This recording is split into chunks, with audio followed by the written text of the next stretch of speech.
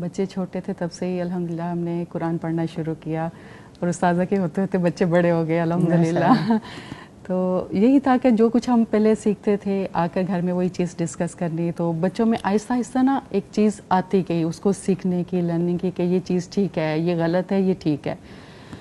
ایسا ہوا کہ جب پھر تھوڑے بچے بڑے ہو گئے تو جو جوانی کی عمر ہوتی ہے، میں نے بچوں کو باہر بھیجنا تھا پڑھنے کے لیے، تو جب کوئی بات بچے کو بتانے لگے مجھے فیل ہو کہ جیسے نا بچے کچھ سننا نہیں چاہتے.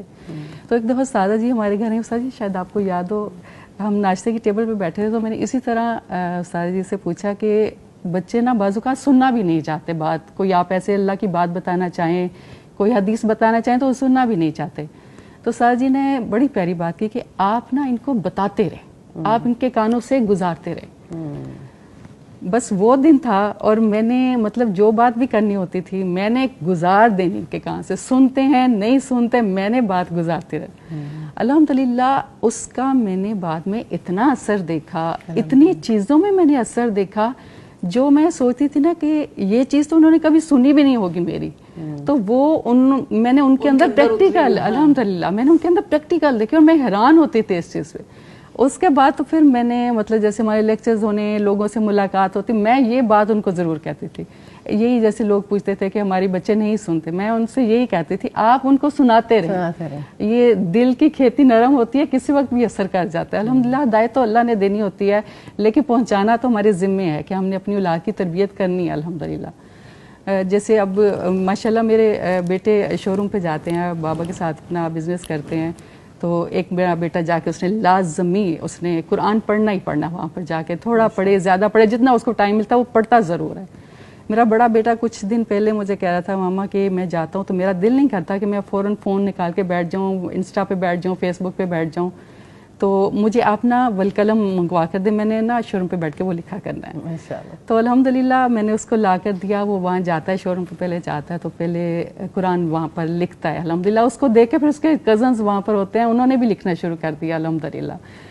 تو یہی چیزیں ہیں کہ آپ بچے کے اندر، ماں باپ جو ہوتے ہیں نا واقعی رول ماڈل ہوتے ہیں. آپ بچے کو بتاتے رہیں، بچے آپ کو اصل میں دیکھ کے زیادہ پک کرتے ہیں. اب جیسے میرے گرینڈ سنز ہیں الحمدللہ، تو جب میں نماز پڑھنے لگتی ہوں وہ سادی جیسے کہتے ہیں کہ بچے لازمی لیٹ کے ہی نماز پڑھنا شروع کر دیں گے، تو وہ لازمی ان کے جو دادا وہ بیٹھ کے پڑھتے ہیں تو وہ ایک چھوٹا بچہ بیٹھ کے پڑھے گا، بڑا بچہ کھڑے ہو کے نماز پڑھے گا الحمدللہ. اس طرح دیکھ کر، اور یہ کہ جیسے بچوں کے اندر سکھایا ہے کہ آپ نے جو چیز مانگنی ہے اللہ تعالیٰ سے مانگنی ہے.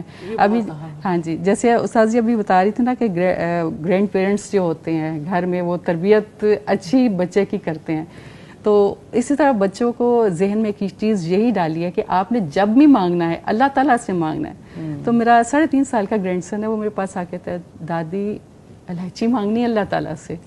ہم ایسا کہتے ہوں آج میری گود میں، ہم ہاتھ اٹھا کے دعا کرتے ہیں، ہم کہتے ہیں اللہ معنی اسألک الائچی. تو یہ چیز ہے کہ مطلب بچے کا تعلق بنتا جاتا ہے اللہ تعالیٰ کے ساتھ. پھر وہ کسی چیز گرنے سے بچتا ہے تو دادی شکر اللہ تعالیٰ نے مجھے بچا لیا، مجھے گرنے سے بچا لیا الحمدللہ.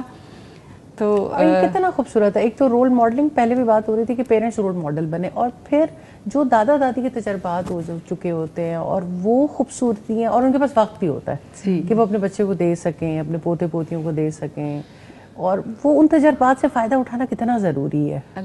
فائزہ جیسے پیرنٹس جب سکھاتے ہیں نا تو ابھی یقین کی اس سٹیج پر نہیں ہوتے جس سٹیج پہ دادا دادی پہنچ جاتے ہیں، تو یہ بڑا فرق پڑ جاتا ہے، بہت فرق پڑ جاتا ہے.